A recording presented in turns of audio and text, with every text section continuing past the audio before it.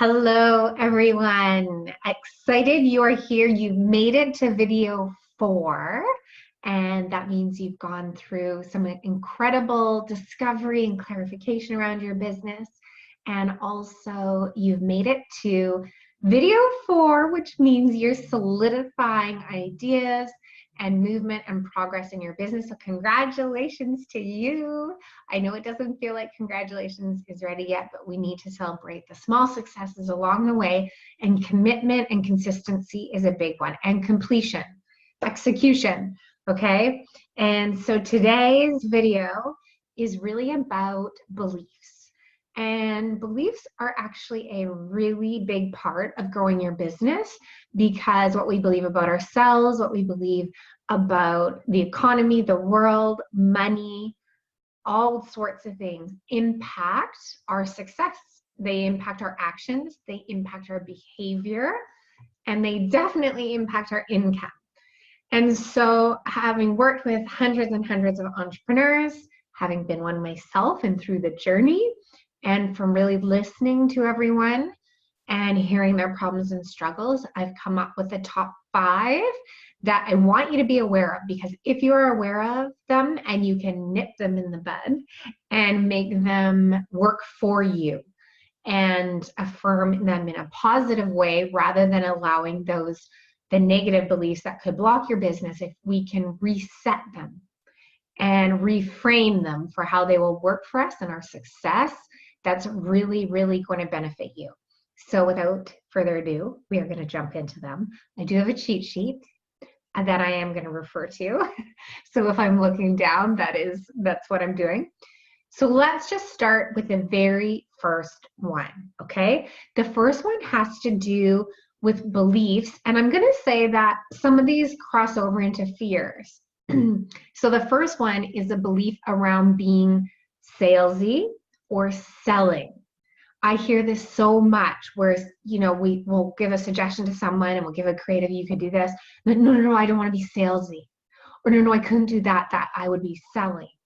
Or that's going to come across salesy. So yes, this is a valid belief. This is a valid concern or fear. Of course, you want to make your selling and your sales feel authentic to you. However, there is definitely work all of us need to do around this, especially if you are heart-centered, or especially if you have had bad experience with sales, whatever it may be. So I want to give you a reframe approach to this, and it's the 3 S's that I've worked with service professionals and service-based business owners, and this can help. So you need to reframe what you think sales are. And what I always tell people, if you're worried about it, you're never going to come across too salesy, because it's such a big worry, it's such a big fear, that you're actually probably doing 360 the other way, and no one's going to think you're salesy. But it's going to prevent you from selling, and you're going to let it override and control you if you don't kind of reframe it. Okay, so here's the reframe. Instead of selling, you are serving people. You're serving to their needs. You're serving by educating them. You're serving by adding value. So many reasons. You're serving is the first S. The second one is you're sharing. So you're sharing information. You're sharing something that could help them.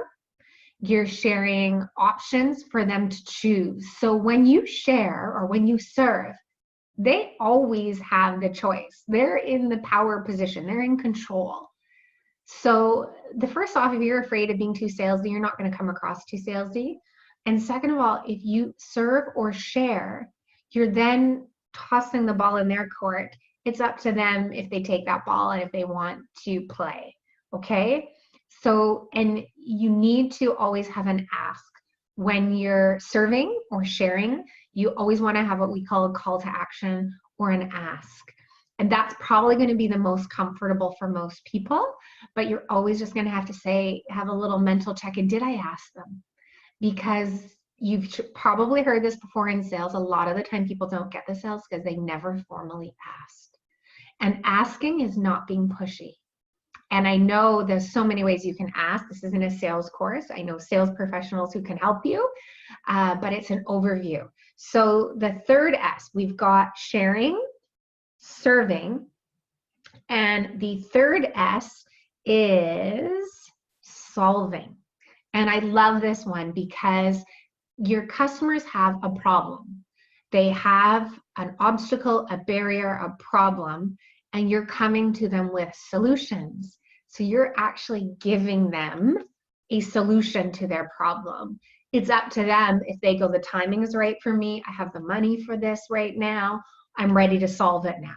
So rejection around sales might just have to deal with those factors, the timing, the money, and if they're ready, okay? So there's your 3 S's to turn sales around. You need to be really conscious if you're like, oh, no, I can't sell. Oh, no, it's too pushy, or sales is bad. No, sales is not bad. Sales is solving for, it's how you approach it. It's solving, it's sharing, it's serving. You're serving them, okay? So there you go. Be very careful. And with all these negative ideas or beliefs we have, we can spin them to have either an affirmation or a new belief that's a bold, positive belief that works for us. So I encourage you to now make this definition around sales or belief around sales your own.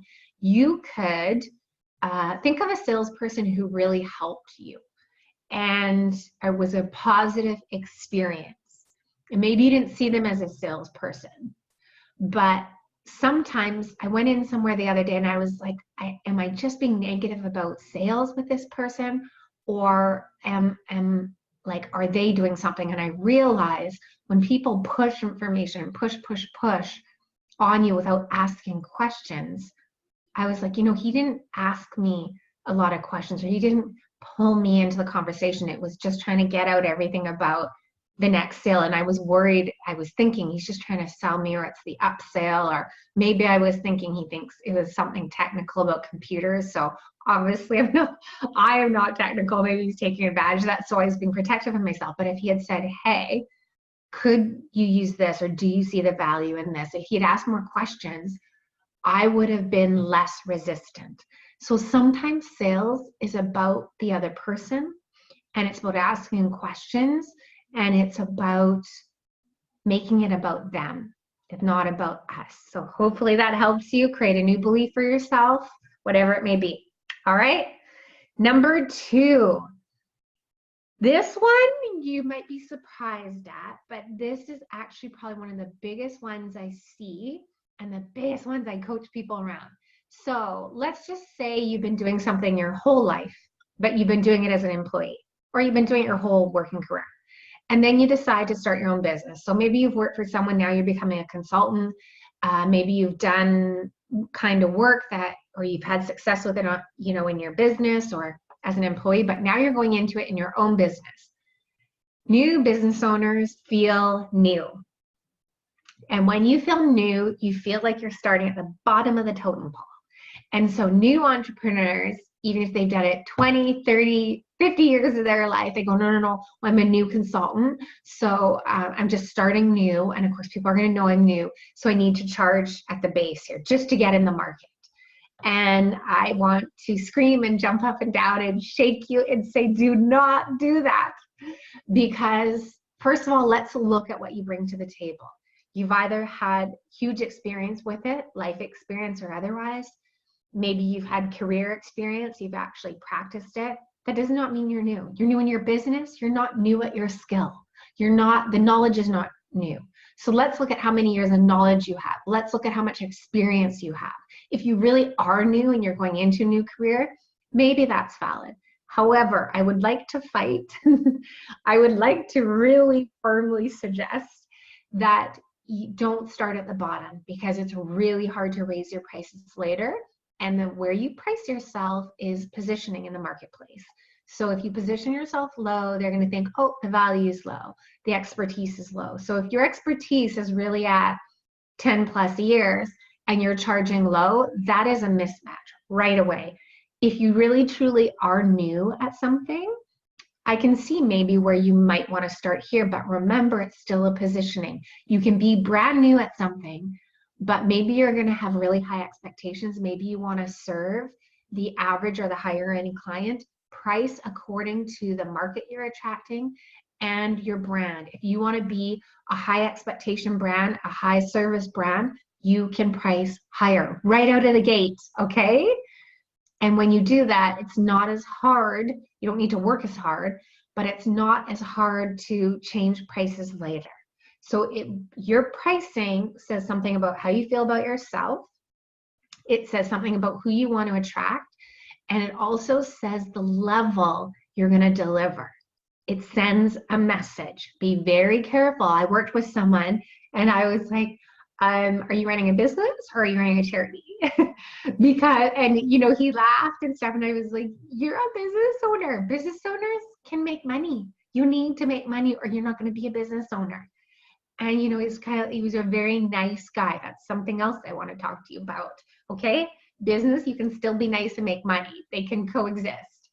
So the number 2 belief is around being new and thinking you need to be at the lower end of the value, or a fear. This is where the fear links in. A fear of, well, I'm brand new. I don't know how I'm going to get clients. So I have to get people in the door. So I'm going to charge low at first just to bring people in. And then I can get word of mouth and charge higher.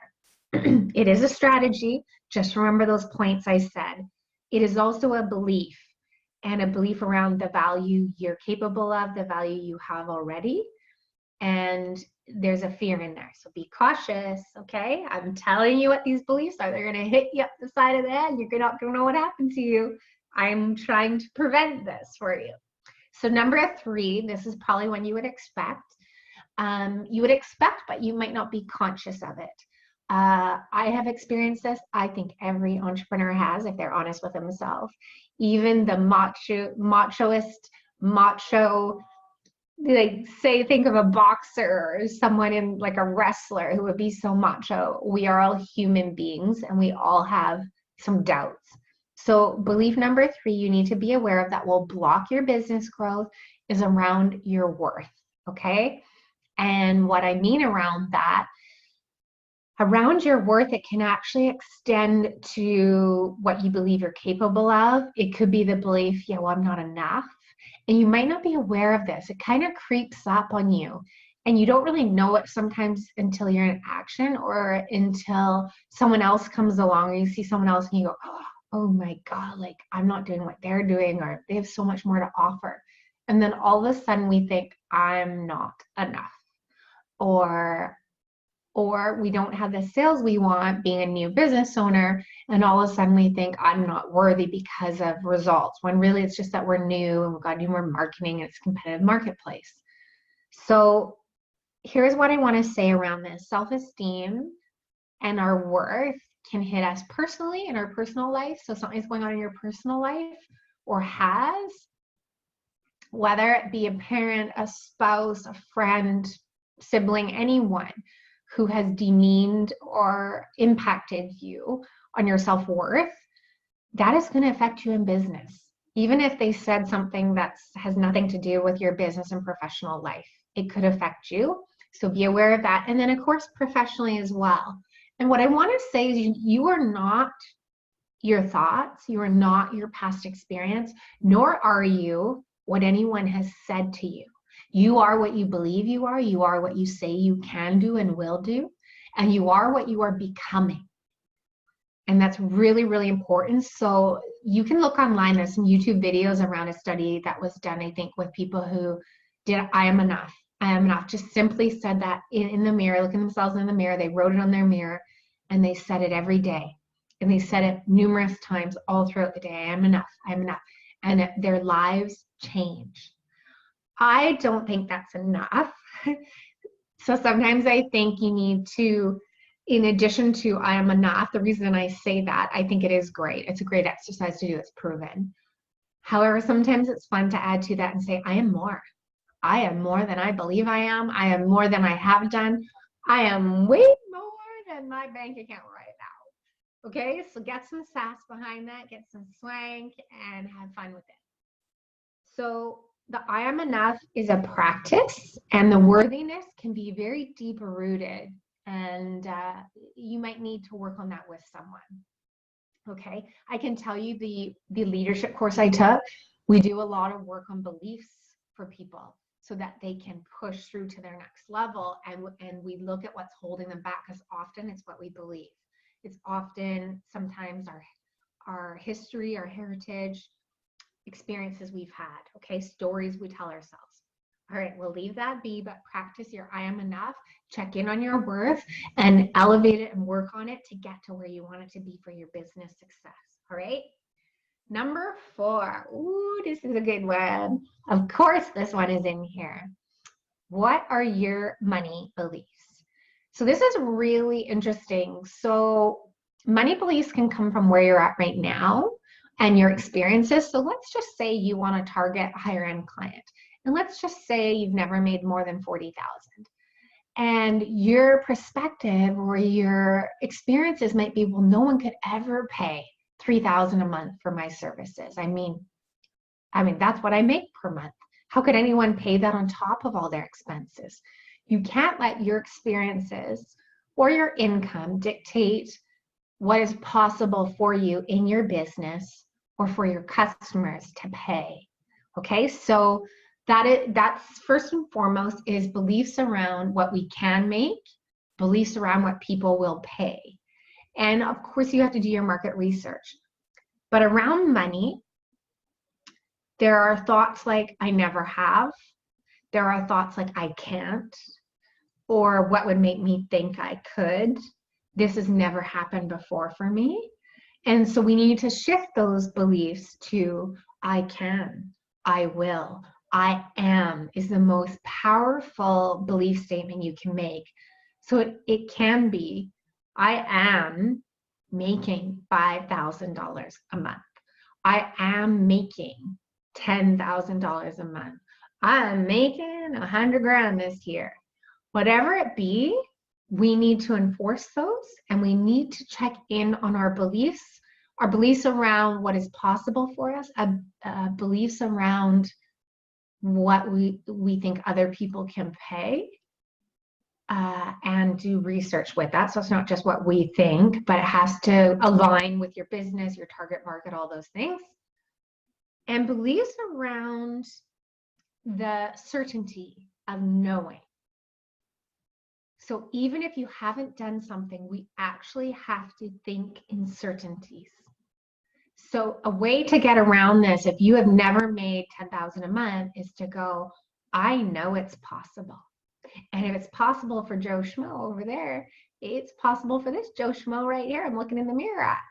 Okay, so if you know a certainty, you are worthy, you are capable, and it's possible, you can have your affirmations in the I know I can.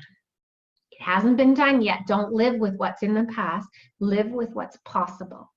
Okay, and think on what is possible and think about what you want, and then we can roll out the plan to get you there. All right, the last belief that I want to touch on here, and this one's kind of interesting. It is your beliefs, your specific beliefs. It could be society's belief, but I'm only going to bring in society's belief if you are accepting without question or debate what society believes. So beliefs around your identity, your perception, and or I'm going to throw in judgments there. So let me give you one here. I'm working with a 60-year-old or so woman right now. And the last few years, she's never really made a lot of money herself. And the last few years were really tough financially, and she's on her own. And this year, in the last 8 months, she's working for a place, and she is she's on target to make a 6-figure year, and she's hitting every sales target, and she's seen as a top performer. She's 60 years old, and she has never had that before, and she is doing it. So whatever has happened in the past, whatever we're at today, is not what is possible tomorrow. Tomorrow is a completely clean slate. It is what you say it is what you believe it to be, and it is what you make it to be. And so she could have, what I want to say around its beliefs around identity, she could have said, well, I'm old. Like, no 60-year-old makes 6 figures a year. You know, no 60-year-old woman in this industry can make that much. You know, they have very few females in this position.